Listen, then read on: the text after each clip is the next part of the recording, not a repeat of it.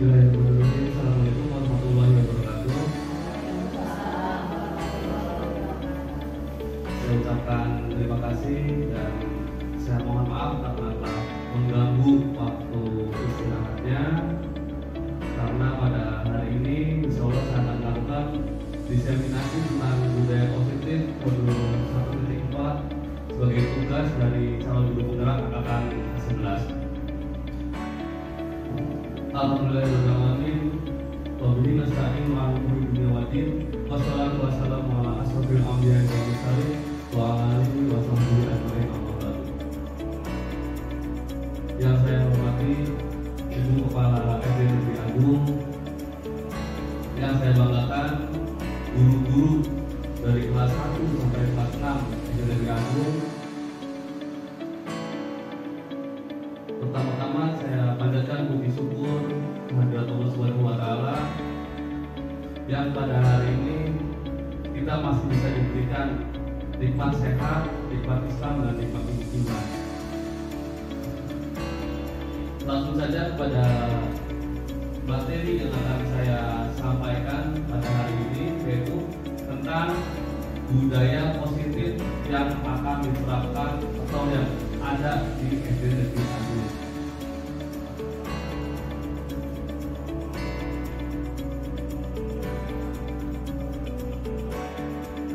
Nah, sebelum kita mulai ke dalam materi, saya mau Bapak Ibu saling berhadapan dulu.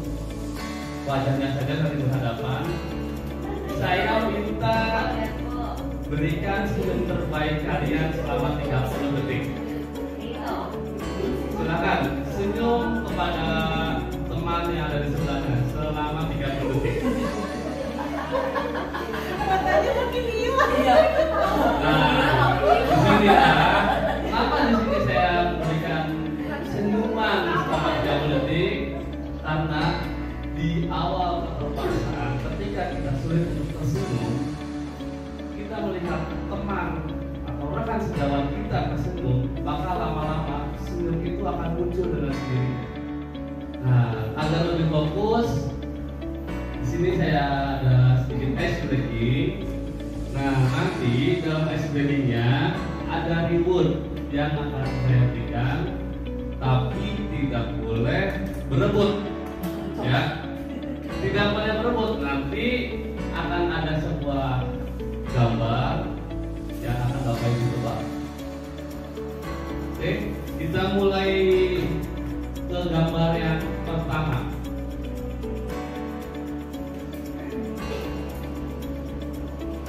Oke, ini adalah gambar yang pertama. Tebak gambar. Apa itu? Ada yang bisa menjawab? Satu, dua,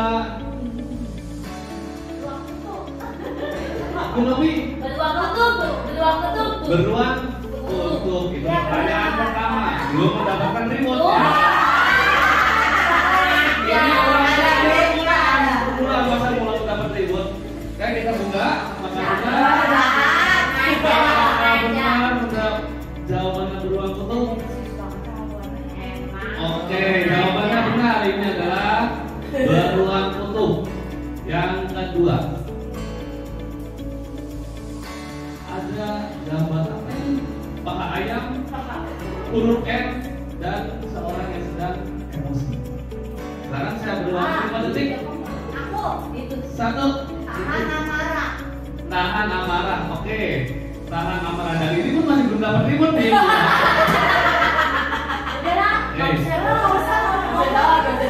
Tahan amarah. Nah, betul. Oke. Yang sekarang saya keluarkan remote-nya.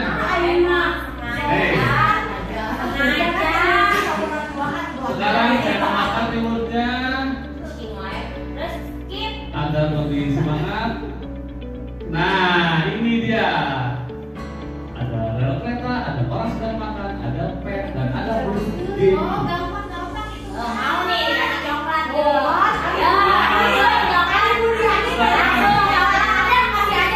Sudah dipegang oleh saya. Bu Yusi. Relakan pergi. Relakan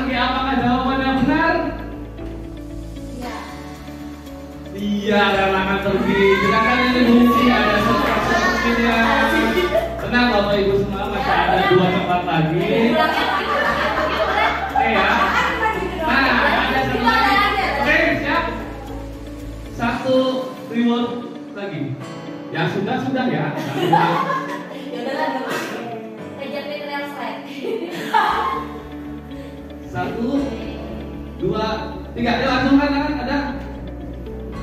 Iya betul. Kejepit real slide. Kejepit. Benar. Benar.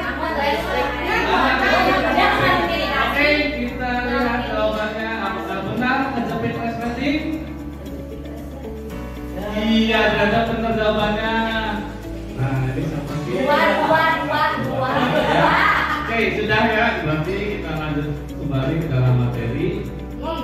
Nah, sekarang kita mau kesepakatan dulu ya. Sebelum kita masuk ke dalam diskusi atau pemaparan ini, kita buat kesepakatan kelas dulu. Kesepakatan kelas yang pertama itu kita harus saling menghargai ya. Nanti ketika ada berpendapat, kita harus satu. Kemudian yang kedua, menjadi pendengar yang baik. Yang ketiga, apa kesepakatannya? Boleh makan minum? Boleh. Oke, yang ketiga boleh makan minum.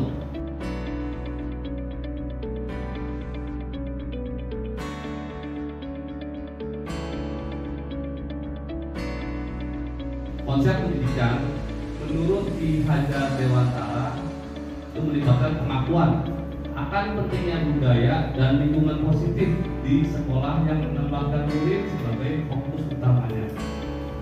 Dalam konsep Dewantara, pendidikan itu bukan hanya mentransfer ilmu. Mungkin saat ini yang ada di benak ibu-ibu sekalian, sebagai guru itu kita hanya bertugas untuk mentransfer ilmu. Tapi kita juga harus mencakup pembentukan karakter dan pengembangan potensi yang ada di setiap murid. Oleh karena itu, menciptakan budaya dan lingkungan yang mendukung inklusi dan memberdayakan di sekolah menjadi kunci utama mewujudkan pendidikan yang diinginkan.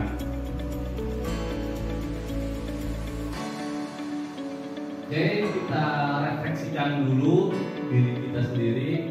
Apa pentingnya menciptakan suasana positif di lingkungan Anda? Contohnya, suasana positif yang ada di kelas. Manfaatnya itu apa ketika suasana positif itu ada di dalam kelas?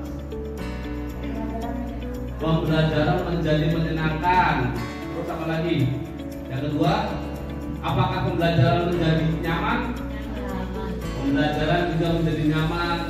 Suasana di kelas pun enak, kemudian lebih fokus, adanya ice breaking pada saat pembelajaran agar siswa tidak merasa bosan dan jenuh saat melakukan pembelajaran. Oke, kita lanjut. Budaya positif. Nah, sebelum saya masuk ke dalam materi tentang budaya positif, ada yang ingin memberikan pendapat apa itu budaya positif? Budaya positif terdiri dari 2 kata, budaya dan positif. Oke, Ibu Mira, silakan Mira. Budaya itu kan adalah sebuah hal yang dibiasakan. Ya.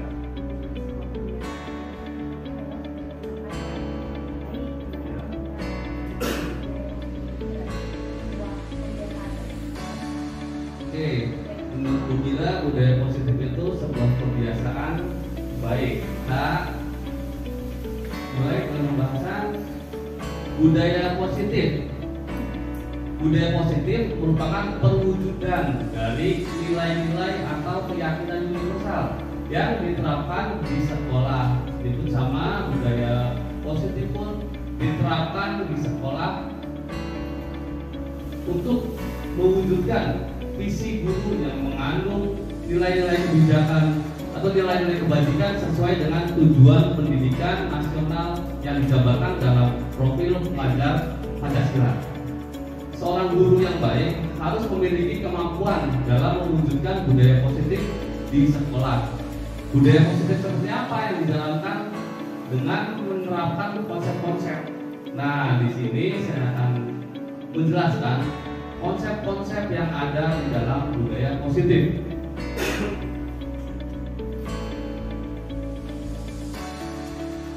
Ini adalah beberapa konsep inti dari budaya positif.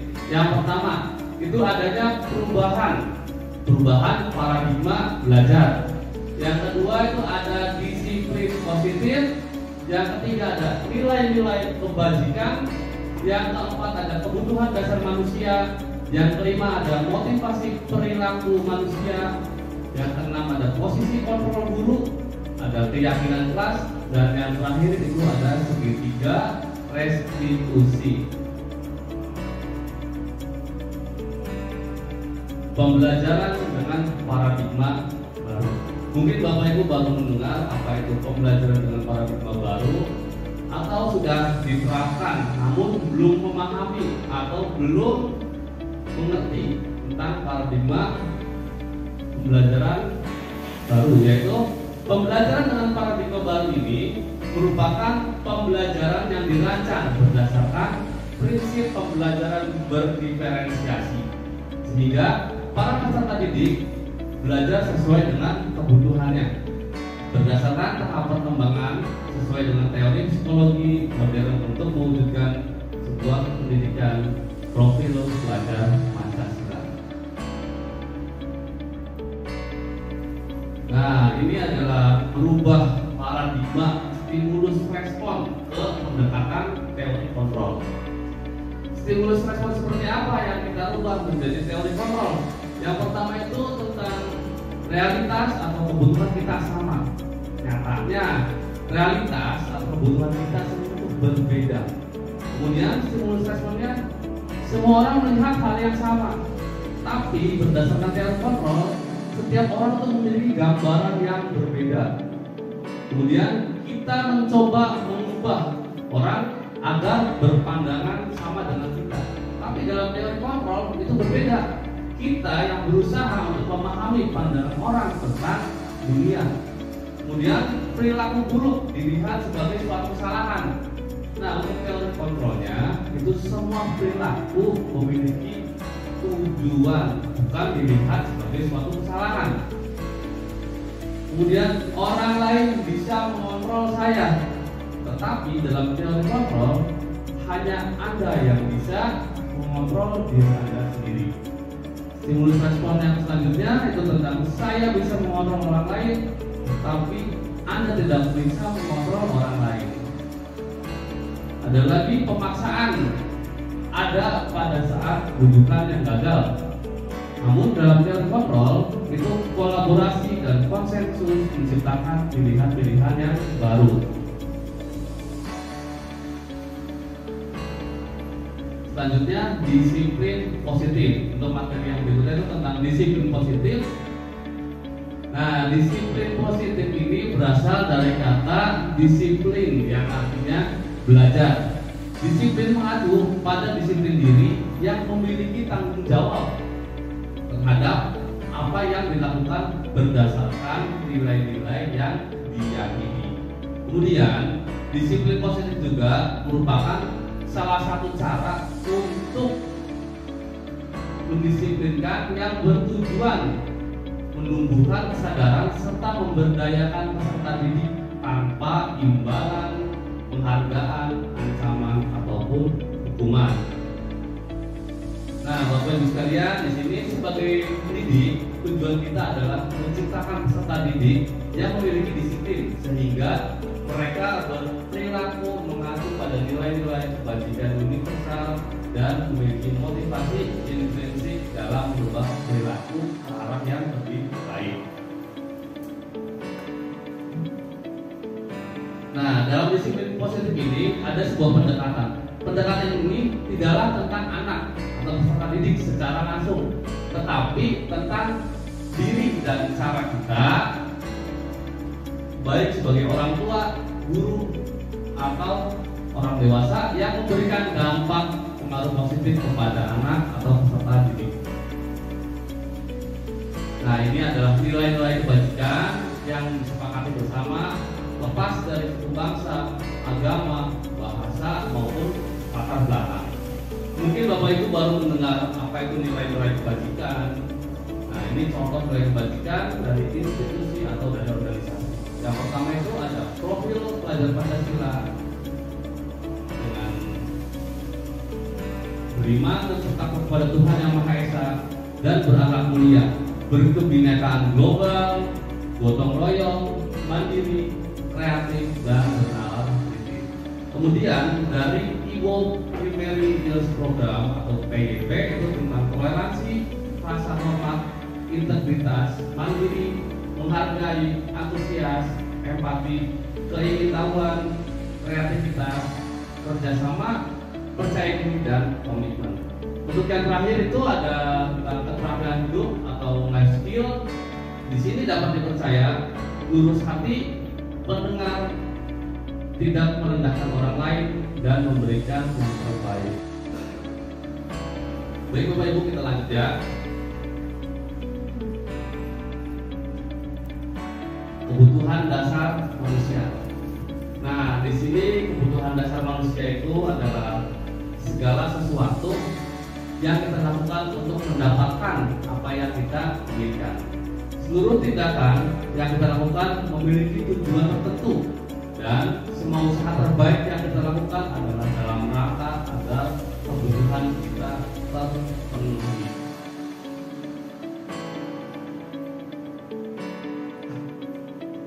Nah, kebutuhan dasar manusia.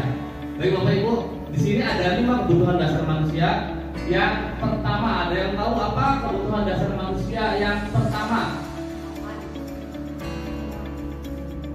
Rumah, tempat tinggal. Ya, ini gambarnya rumah. Oke, kita buka dulu. Yang pertama, 5 kebutuhan dasar manusia, yaitu bertahan hidup. Itu yang pertama, itu kebutuhannya itu bertahan hidup. Apa yang ada di dalamnya dari bertahan hidup ini? Makanan, pakaian, tempat tinggal, keamanan, dan kesehatan. Nah, tadi yang disebutkan oleh Bu Mira, Bu Ana, dan kawan-kawan itu adalah sub dari kebutuhan manusia yang pertama, yaitu kebutuhan hidup. Nah, untuk yang kedua, kebutuhan dasar manusia yang kedua, Kasih sayang. kasih sayang. Kenapa bisa menjawab kasih sayang? Ini hanya menggambarkan sebuah blok dan tangan. Apakah benar? Kebutuhan dasar manusia yang kedua adalah kasih sayang. Kasih sayang dan rasa diterima. Rasa diterima, dipedulikan, berbagi, kerjasama, menjadi bagian dalam kelompok. Yang ketiga, 5 kebutuhan dasar manusia yang ketiga, ada yang tahu Bapak Ibu? Kerja keras, apalagi? Semangat juang, apalagi? Jangan melihat dari gambarnya, Bu. Oke, kita buka. Apakah kebutuhan dasar manusia yang ketiga? Penguasaan. Artinya itu menggenggam tangan, itu menguasai. Nah, di sini poin yang ketiga itu harga diri, keinginan dianggap, memimpin, serta berprestasi. Yang keempat, kebebasan. Mengapa diartikan kebebasan?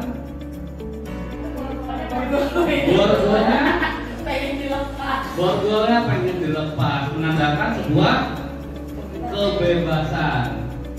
Ya, benar. 5 kebutuhan dasar manusia yang keempat adalah kebebasan.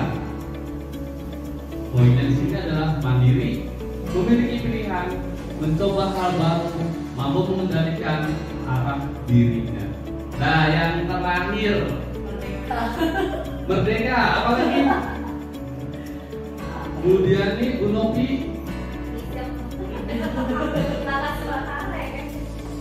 5 kebutuhan dasar manusia yang terakhir, yang kelima. Iya, yang itu kan apa ya? Kemenangan ya. Kemenangan. Kesenangan. kesenangan, kegembiraan, kebahagiaan, apalagi merdeka. Apakah ada dari salah satu jawaban Bapak Ibu sekalian? Kesenangan. Nah, di sini poin yang kelima dari kebutuhan dasar manusia adalah kesenangan. Nah, kesenangan di sini bisa diartikan sebagai bermain, antusiasme, dan tertawa. Oke, ada pertanyaan lagi. Di sini tentang motivasi perilaku manusia. Yang pertama itu untuk menghindari ketidaknyamanan atau hukuman. Jadi siswa tersebut termotivasi karena dia menghindari hukuman yang akan diberikan oleh seorang guru. Yang kedua, untuk mendapatkan imbalan atau penghargaan dari orang lain. Nah, dia mengerjakan PR, mengerjakan tugas itu karena ada imbalannya dari guru atau hanya ingin mendapatkan penghargaan dari orang lain. Dan yang terakhir, untuk menjadi orang yang mereka inginkan dan menghargai diri sendiri dengan nilai-nilai yang mereka percaya. Jadi motivasi yang terakhir ini ada tiga itu, dia termotivasi karena dia menginginkan apa yang dia inginkan dan dia menghargai dirinya sendiri dengan nilai-nilai yang mereka percaya. Nah, di sini ada yang nomor 1, nomor 2, nomor 3. Bapak Ibu, manakah yang termasuk motivasi intrinsik dan motivasi ekstrinsik? Nomor berapa yang termasuk motivasi intrinsik? Yang termasuk motivasi intrinsik nomor 1 restitusi. Yakin yang berapa Bu Ana? Bisa nomor yang mereka inginkan sih tulisannya. yang intrinsik itu yang nomor berapa Bu Ana? Menurut Bu Ana, motivasi intrinsik itu adanya di nomor 1. Menurut Bu Yusi, motivasi intrinsik ada di nomor berapa Bu?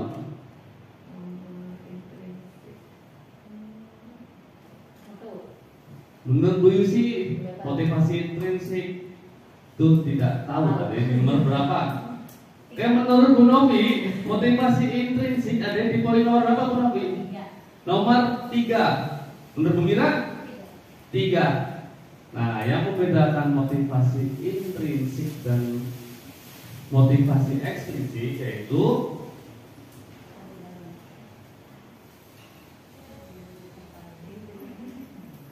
nah, ini motivasi itu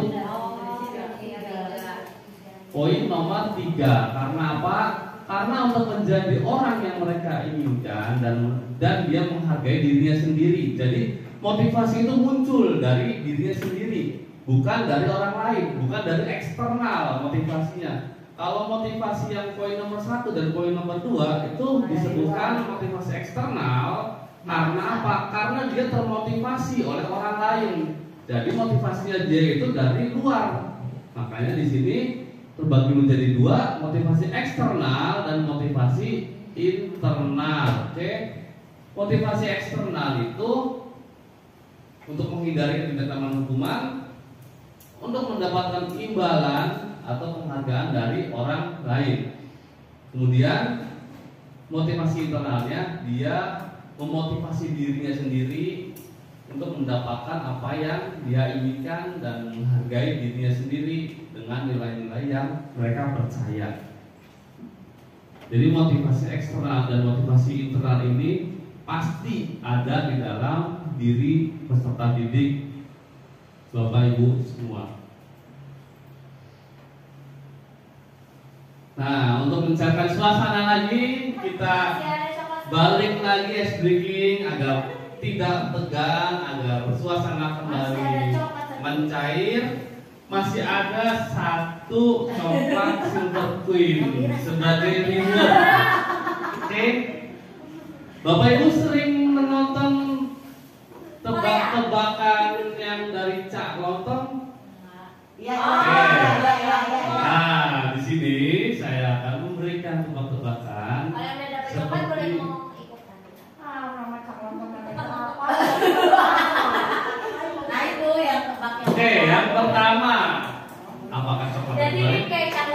Gunakan logika Anda. Buah yang dipotong-potong, diulek, dicampur gula Jawa dan cabai. Jadinya bukan Jawa. Rusak. Oke, rusak. Buah yang dipotong-potong, diulek, dicampur dengan gula Jawa dan cabai. Jadinya rusak. Oke. Enggak. Belum, Bu. Ini kan sekarang dapat reward. Belum, Bu. Nah, selanjutnya ini baru reward tuh dikeluarin. Tapi yang tadi sudah mendapatkan reward Tidak boleh. ya. Boleh membantu temennya. Oke. Kita buka, siap-siap. Lu temen gua kan? Nasi yang enak buat sarapan. Biasanya nasi apa nih?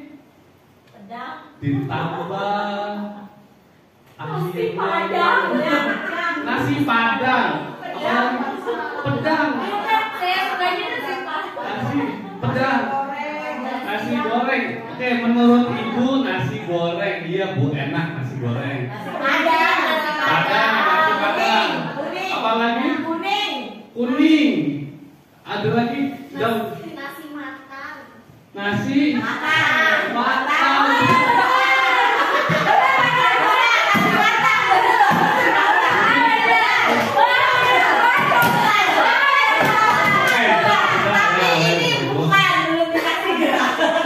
Tapi nggak bohong ya. Tapi belum dikasih. Ini pertanyaannya kedua dan hanya ada 2 pertanyaannya. Jadi ini sudah diberikan saja. Oke, nasi yang enak buat sarapan. Tadi menurut Ibu nasi goreng. Ada yang bilang nasi kuning. Nasi Ada yang bilang nasi padang. Tapi di sini berbicara tentang logika. Nasi yang enak buat sarapan. Nasi makan. Soalnya kalau nasi belum matang itu masih menjadi berat. Apa yang enak?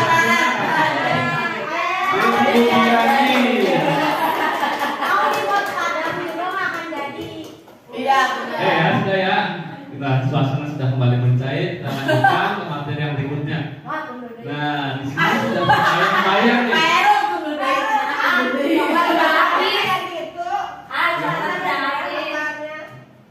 Oh iya Bu, ini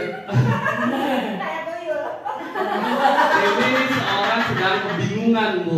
Dalam gambar ini ada seseorang sedang kebingungan dan bertanya, apa itu hukuman, apa itu konsekuensi, dan apa itu restitusi. Apakah ketiga ini sama atau berbeda? Ada yang bisa menjelaskan? Berbeda. Oke, menurut Bu Mira, hukuman, konsekuensi, dan restitusi itu berbeda. Kita mulai dari awal, dari hukuman. Apa yang dimaksud dengan hukuman? Ada yang tahu hukuman? Memberi pelajaran. Apalagi? Suatu apa tuh namanya tuh akibat dari apa yang dilakukan. Suatu akibat dari apa yang dilakukan. Hukuman itu apa yang dilanggar dari sebuah peraturan yang sudah ditetapkan. Hukuman itu apa yang dilanggar dari sebuah aturan yang sudah ditetapkan. Kemudian konsekuensi. Apa itu konsekuensi? Akibat dari yang sudah dilakukan. Oke, kita lanjut. Apa itu restitusi? Proses penciptaan kondisi bagi murid untuk memperbaiki kesalahan mereka. Proses menciptakan kondisi untuk memperbaiki sebuah kesalahan yang ada pada siswa. Oke, kita buka untuk penjelasan tentang hukuman, konsekuensi, dan restitusi. Hukuman, konsekuensi, dan restitusi. Nah, hukuman ini itu tidak terencana, ya. Jadi dalam hukuman itu tiba-tiba murid tidak tahu apa yang akan terjadi, tidak dilibatkan, bersifat satu arah, dan hukuman berupa fisik atau psikis. Itu penjelasan tentang hukuman.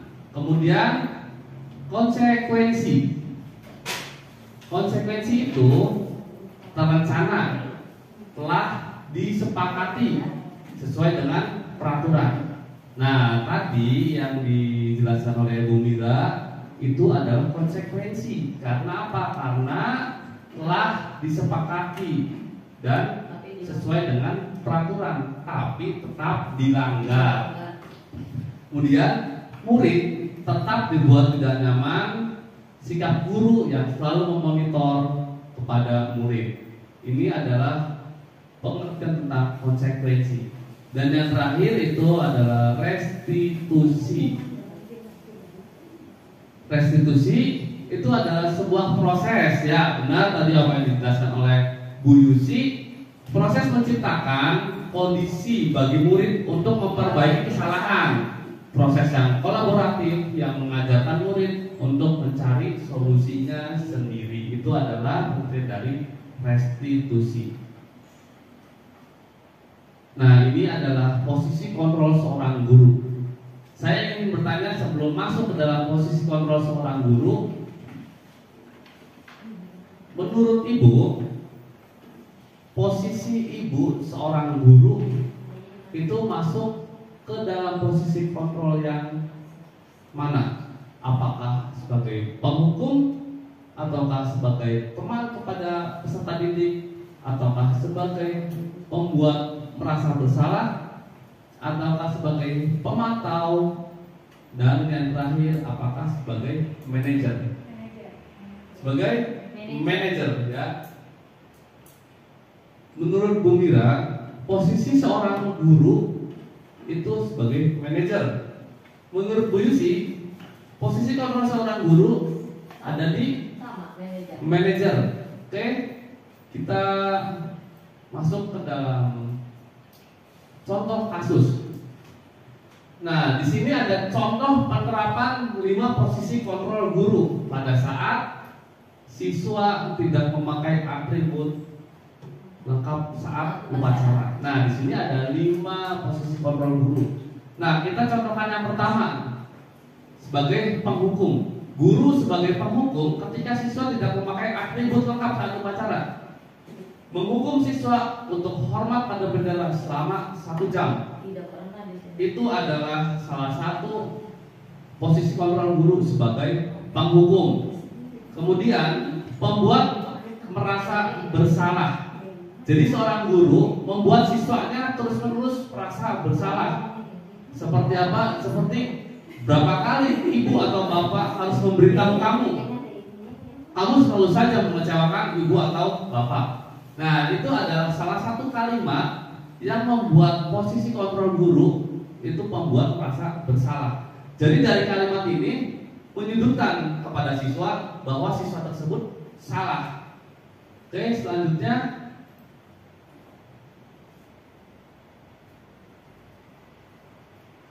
posisi kontrol guru sebagai teman. Nah, di sini ada contohnya, yaitu ayo dong ikuti aturan sekolah. Tolong bantu ibu atau bapak ya, sekali ini aja. Ya sudah, tidak apa-apa. Lain kali jangan sampai berbuat seperti ini lagi ya. Itu adalah posisi kontrol guru sebagai teman kepada peserta didik. Yang keempat itu sebagai pemantau. Kamu sudah melanggar peraturan sekolah. Kamu tahu konsekuensinya. Setelah upacara, kamu beli atribut ke koperasi dan jangan diulangi lagi. Ini adalah posisi kontrol sebagai pemantau. Dan yang terakhir, posisi kontrol guru sebagai manajer. Dari kalimatnya sudah terlihat. Dari posisi manajer, ketika ada siswa yang tidak memakai atribut lengkap, itu penyampaiannya berbeda. Di sini penyampaiannya, apakah kamu tahu kesalahanmu? Kira-kira bagaimana cara kamu memperbaiki kesalahanmu? Nah, itu adalah posisi kontrol guru sebagai manajer. Jadi di sini posisi kontrol guru yang seharusnya adalah ada di posisi manajer. Kenapa? Karena guru berbuat sesuatu bersama murid mempersilahkan murid mempertanggungjawabkan perilakunya dan mendukung murid untuk dapat menemukan solusi atas permasalahannya sendiri. Jadi di sini ketika murid menemukan sebuah permasalahan, guru itu bisa membantu siswa untuk menemukan solusinya. Posisi manajer juga mengacu pada restitusi yang dapat menjadikan murid sebagai manajer bagi dirinya sendiri, sehingga terciptanya identitas positif serta keberhasilan pada murid. Nah, posisi kontrol apakah saya kecewa sekali dengan kamu. Bahasanya saya kecewa sekali dengan kamu.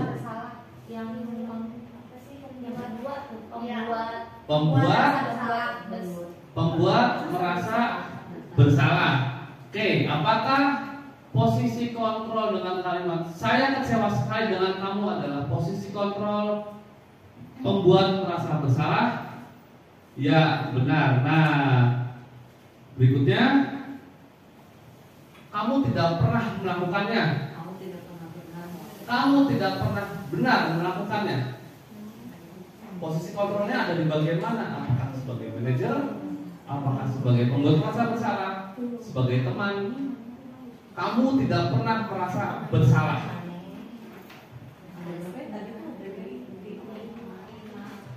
Yang ke pemberi hukuman. Oke, kita cek apakah pemberi hukuman masuk. Pemantau. Jadi di sini pemantau itu memantau. Kamu tidak pernah benar dalam melakukannya. Oke, selanjutnya apa rencanamu untuk menyelesaikan masalah ini? Manajer, ya, berarti Bapak Ibu sekalian sudah paham tentang posisi kontrol guru. Manajer benar. Dan yang terakhir, ayolah lakukan demi kebaikan Bapak Ibu ya, sebagai teman. Iya, benar.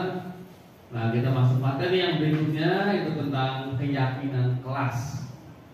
Bapak Ibu sebagai wali kelas, saya ingin bertanya sebelum masuk dalam materi keyakinan kelas. Mengapa keyakinan kelas bukan peraturan kelas?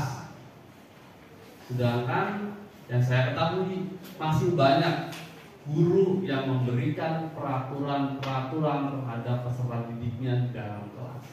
Nah, di sini saya memberikan pertanyaan, mengapa keyakinan kelas bukan peraturan kelas? Yang ada zona kesepakatan kelas. Zona kesepakatan kelas. Apakah sama dengan keyakinan kelas? Sama. Ya. Sama, tapi bukan. Tapi di sini kenapa keyakinan kelas bukan kesepakatan, bukan peraturan kelas? Karena siswanya agak yakin gitu Karena kalau keyakinan kelas dibuatnya antara siswa dengan gurunya, tapi kalau peraturan dari gurunya saja. Ya, menurut Bu Ana, keyakinan kelas itu dibuat berdasarkan kesepakatan bersama peserta didik, dan peraturan kelas dibuat oleh seorang guru itu sendiri. Nah, di sini pembentukan keyakinan kelas. Mungkin Bapak Ibu bisa menerapkan nanti di kelas bagi yang belum menerapkan keyakinan kelas dan masih menggunakan peraturan kelas. Di sini pembentukannya seperti apa? Yang pertama itu bersifat abstrak. Maksudnya bersifat abstrak, di sini Bapak Ibu sampaikan kepada peserta didiknya bahwa apa saja yang tidak boleh dilakukan dalam kelas. Kemudian berupa pernyataan yang universal. Yang ketiga, dibuat dalam pernyataan yang positif. Yang keempat, sedikit saja, yang penting siswa tersebut paham, ya, dan mudah diingat. Yang kelima, sesuaikan dengan kondisi kelas dan sekolah sehingga keyakinan-keyakinan tersebut dapat diterapkan dengan baik. Dan yang terakhir, semua warga sekolah atau warga kelas itu harus dilibatkan saat membuat keyakinan kelas. Jadi bukan hanya satu orang guru dan satu orang siswa yang membuat keyakinan kelas, tapi seluruh peserta didik yang ada di kelas tersebut ikut dalam pembuatan keyakinan kelas.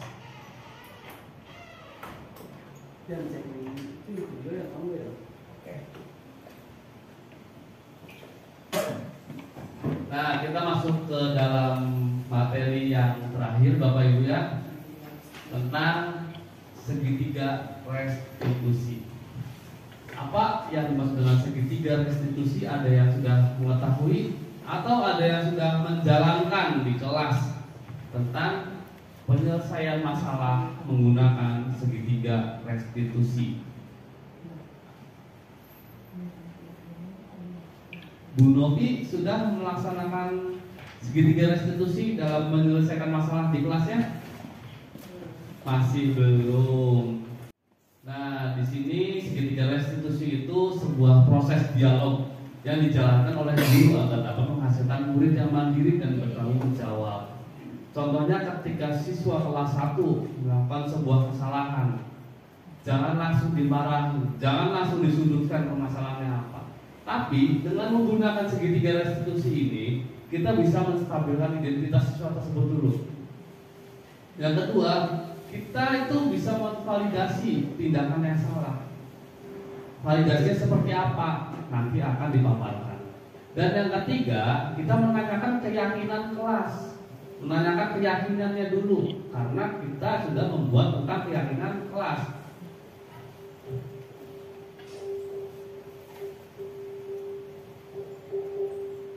Nah, poin yang pertama, menstabilkan identitas. Berdasarkan prinsip membuat kesalahan adalah bagian dari pembelajaran. Berdasarkan prinsip membuat kesalahan adalah bagian dari pembelajaran. Berbuat salah itu wajar. Tidak ada manusia yang sempurna. Oke, ibu bapak juga pernah melakukan itu. Ibu atau bapak tidak mencari siapa yang salah, tapi ibu dan bapak mencari solusi dari permasalahan ini. Dan yang terakhir, kamu berhak merasa begitu. Nah, ini adalah kalimat-kalimat untuk menstabilkan identitas kepada peserta didik. Kemudian selanjutnya yang kedua, validasi tindakan yang salah. Jadi ketika siswa tersebut melakukan kesalahan, setelah kita melakukan tahap yang pertama, kita masuk ke dalam tahap yang kedua, yaitu validasi tindakan yang salah.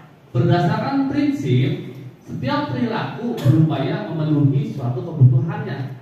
Jadi, siswa tersebut melakukan kesalahan itu pasti ada upaya untuk memenuhi kebutuhan dirinya sendiri. Seperti apa? Kalimat validasi untuk tindakan yang salah. Yang pertama, nah, kamu pasti punya alasan mengapa kamu melakukan hal seperti itu.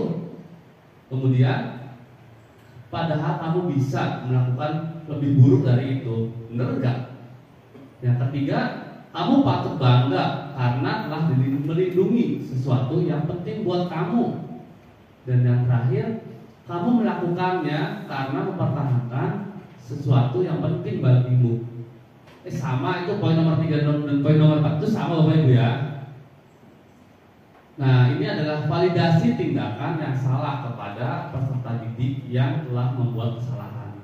Dan poin yang terakhir itu menanyakan keyakinan berdasarkan prinsip teori kontrol bahwa pada dasarnya kita termotivasi secara intrinsik ketika sudah menjiwai keyakinan-keyakinan yang ada pada kelas. Seperti apa kalimat-kalimat untuk menanyakan keyakinan? Yang pertama, apa keyakinan kelas kita? Yang kedua, nilai-nilai apa nih yang telah kita sepakati bersama. Yang ketiga, seperti apa gambaran kelas yang ideal menurut kamu? Dan yang terakhir, kamu ingin menjadi seperti apa? Itu adalah kalimat-kalimat untuk menanyakan keyakinan pada siswa yang sedang bersalah atau siswa yang telah melakukan sebuah kesalahan. Oke, dari segitiga restitusi ini terdapat 3 tahapan. Nah, ini adalah contoh penerapan segitiga restitusi yang telah saya coba lakukan terhadap salah satu siswa kelas 6.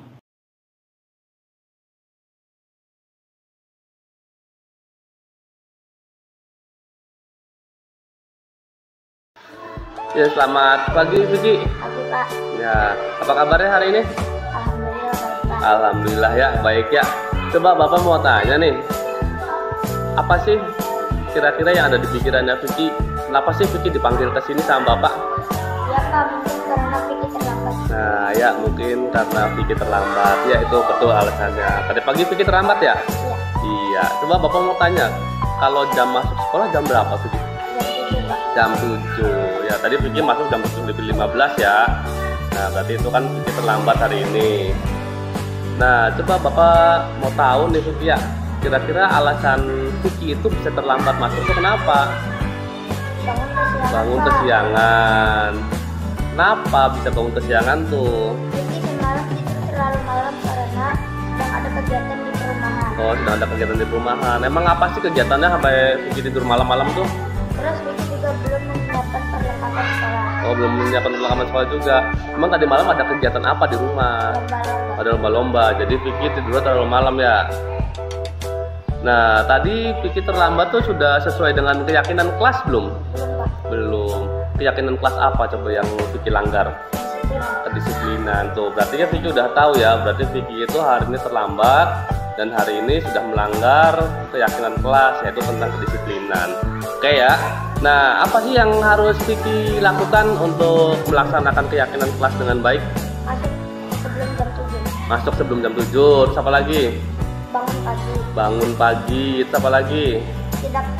Tidur tidak lebih dari jam 10. Tidur tidak lebih dari jam 10. Nah, Vicky sudah tahu ya apa yang harus Vicky lakukan. Nah, Vicky berjanji ya untuk tidak melakukan kesalahan lagi, dan Vicky harus melaksanakan keyakinan kelas dengan baik. Siap ya? Oke, dah. Sekarang Vicky bisa kembali ke kelas lagi. Selamat pagi Dea. Apa kabar Dea? Alhamdulillah ya, baik ya. Sehat ya di hari ini ya? Nah, dia tahu nggak kenapa alasan dia dipanggil sama Bapak ke sini? Nggak tahu. Nah, Bapak tuh dapat laporan nih dari teman-temannya dia. Katanya hari ini tadi tuh dia berantem. Kenapa? Jamie selalu mencontek tugas-tugasnya dia. Apa sih yang dia lakukan ke Jamie? Marah-marah, maki-maki dan mengebrak meja. Pasti dia berbuat seperti itu tuh ada alasannya. Kenapa coba? Saya sudah berusaha payah mengajarkan kelas, tapi Jamie hanya Oh, jadi dia sudah susah payah ngerjain tugas, terus Jamie nyontek ke dia. Itu setiap hari tadi Jamie seperti itu tuh? Iya. Oh, setiap hari? Ya wajar lah kalau misalkan dia marah ke Jamie ya. Nah, Bapak sangat menghargai ya perilakunya dia yang tidak berbuat lebih buruk dari itu. Mungkin dia cuma marah-marah, nggak sampai memukul Jamie. Nah, sekarang kita pikirkan nih ya, tindakannya dia yang marah-marah sampai mengucap meja itu, apakah sudah sesuai dengan keyakinan kelas? Nah, belum sesuai dengan keyakinan kelas. Keyakinan kelas apa yang menurut dia sudah dia langgar? Saling menghormati antar teman. Iya, saling menghormati antar teman. Menurut dia nih, saling menghormati antar teman itu penting nggak?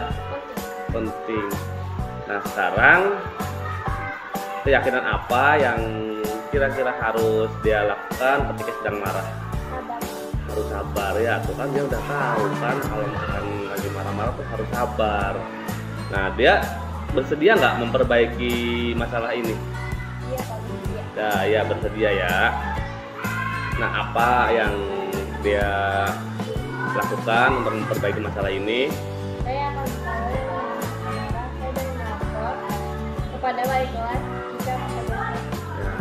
Nah, nanti ya kalau misalkan suatu saat Jamie seperti itu lagi, dia kesel lagi sama Jamie. Nah, dia harus bisa sabar ya, harus bisa nahan amarahnya. Kalau misalkan dia udah nggak bisa sabar, udah nggak bisa nahan amarah, jangan marah-marah sampai mengebrak meja lagi. Dia lapor saja ke wali kelas ya. Ya sudah ya. Sekarang tindakan dia sudah benar. Sekarang dia boleh kembali beristirahat lagi. Nah ya, makasih dia ya. Nah, ini adalah salah satu Bapak Ibu ya, salah satu apa yang telah saya laksanakan tentang segitiga restitusi, yaitu menyelesaikan kasus permasalahan yang menimpa Dea. Di sini permasalahan Dea adalah Dea marah terhadap Jamie karena Jamie selalu mencontek pekerjaannya Dea, dan menconteknya itu hampir setiap hari. Bahkan bukan hanya tugas PR yang Jamie contek, tugas pada saat pembelajaran pun Jamie selalu mencontek. Nah, di sini Dea merasa kesal dan merasa jengkel terhadap Jamie.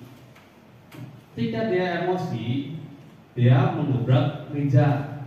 Nah, di sini dia sudah merasakan bahwa itu adalah tindakan yang salah.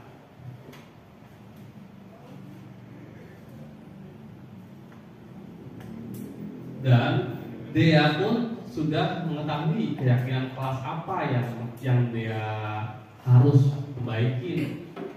Kemudian ketika dia sudah mengerti tentang kesalahan yang telah dia lakukan, maka dia bersedia untuk memperbaiki kesalahannya dia tersebut.